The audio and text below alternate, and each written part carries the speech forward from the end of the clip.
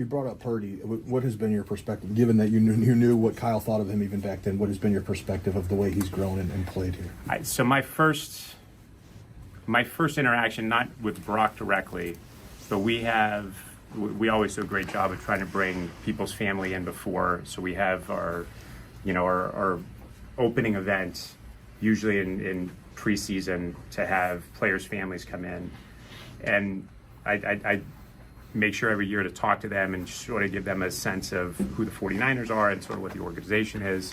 So I walk in, and it was upstairs in this building, Levi's, and two people were sitting there like writing down notes and like so intent on what's going on. And I'm like, whose parents are those? Like, oh, those Brock Purdy's parents.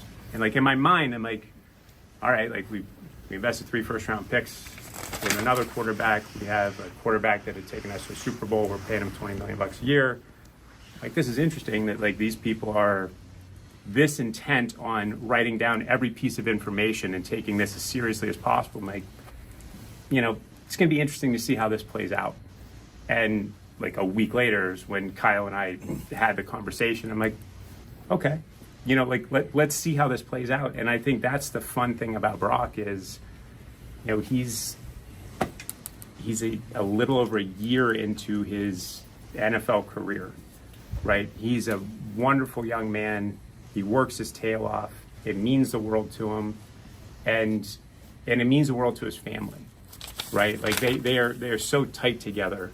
I don't know if you know the story about John and his dad in college. Yeah, played each other in baseball. Played against each other, and John's team was one of the best teams in college baseball. I think they lost 2 games all year, and one of them, Lynch, lost to Brock's dad. Brock's dad pitched against him. He was at the University of Miami. And John didn't remember that it was Brock's dad. One of his teammates brought it up.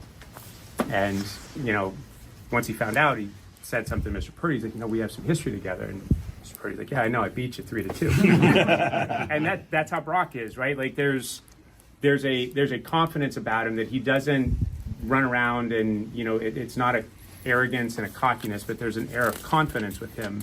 And you can see that with his parents. Like you can see that the moment's not too big for them and that they've raised an amazing young man. Well, Uncle